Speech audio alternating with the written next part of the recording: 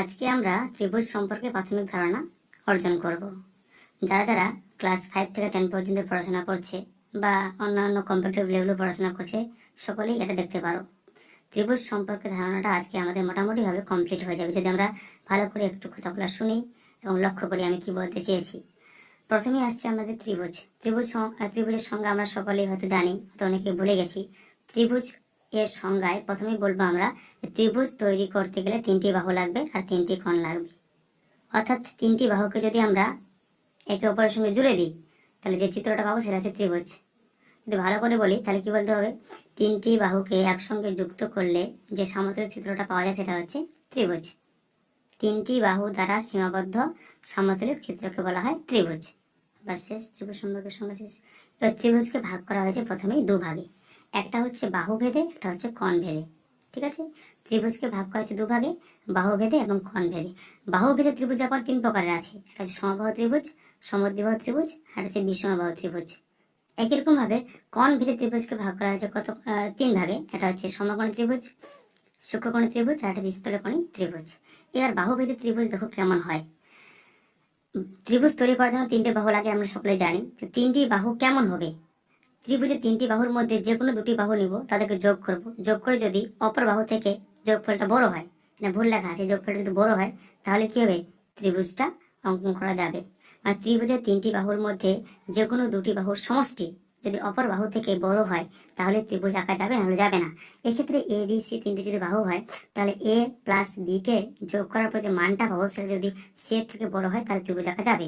যদি এখানে তোমাদের মান দেওয়া থাকে 5, 7 আর এখানে 12 বা এখানে 13 দিলাম, 13 দিয়েছি, এক্ষেত্রে দেখো যদি আমরা ছোট দুটোকে যোগ করি, 5, 7 আর 5 কত হচ্ছে 12 কিন্তু কোনোদিনও 13 থেকে কি হবে না, বড় হবে না, এক্ষেত্রে ত্রিভুজ আঁকা যাবে না।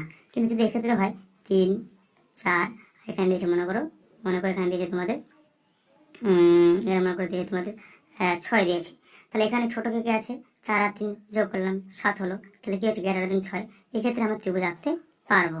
মানে দুটি বাহুকে যোগ করে যদি তৃতীয় বাহু থেকে বড় হয় তাহলে ত্রিভুজ আঁকা যাবে, না হলে যাবে না। এবার দেখো বাহু ভেদে ত্রিভুজ হচ্ছে 3 প্রকারের। সমবাহু ত্রিভুজ খুবই সাধারণ সংজ্ঞা, যে ত্রিভুজের 3টি বাহু কি হবে সমান তাকে বলা হয় কোন ত্রিভুজ, সমবাহু ত্রিভুজ। যে ত্রিভুজের 3টি বাহু সমান তাকে বলা হয় সমবাহু ত্রিভুজ। 3টে বাহু সমান হলে কি হবে, কোণ 3টা সমান হবে, 60-60 করে হবে। এবার কি আসছে, সমদ্বিবাহু ত্রিভুজ মানে কি, যে ত্রিভুজের 2টি বাহু সমান, এই বাহু আর এই বাহু কি হবে সমান, অথবা অন্য বাহু হতে পারে।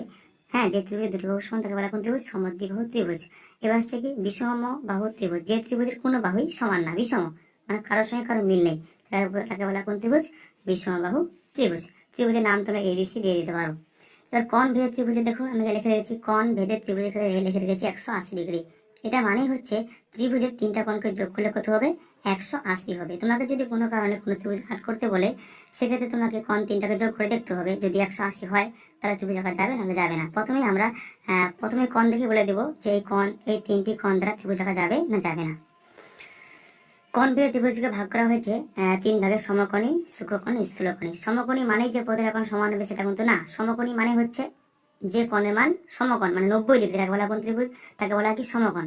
এবার সমকোণী ত্রিভুজ মানে কি, যে ত্রিভুজের একটি কোণ কি হবে সমকোণ, মানে যে ত্রিভুজের একটি কোণ কি হবে 90 ডিগ্রি হবে, তাকে বলা কোন ত্রিভুজ, সমকোণী ত্রিভুজ। যে ত্রিভুজের একটি কোণ সমকোণ তাকে বলা সমকোণী ত্রিভুজ। এই সমকোণী ত্রিভুজের 3টি বাহুর নাম আছে, এর নাম হচ্ছে অতিভুজ, এর নাম হচ্ছে লম্ব, এর নাম হচ্ছে ভূমি। এখানে একটা সূত্র আছে, পিথাগোরাসের সূত্র, যে অতি স্কয়ার সমান সমান লম্ব স্কয়ার প্লাস ভূমি স্কয়ার। এটা ক্লাস 10 এর বিষয়, 9, 10, 7, 8 আছে।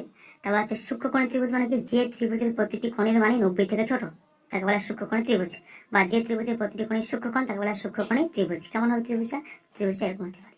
এটা আমরা করে দিলাম 60 ডিগ্রি, এটা দিলাম 45, এটা হচ্ছে 45, প্রতিটা কোণে 90 থেকে ছোট তাকে বলা কোন ত্রিভুজ, সূক্ষ্মকোণী ত্রিভুজ। যে ত্রিভুজের প্রতিটি কোণই সূক্ষ্মকোণ 90 থেকে ছোট তাকে বলা সূক্ষ্মকোণী ত্রিভুজ।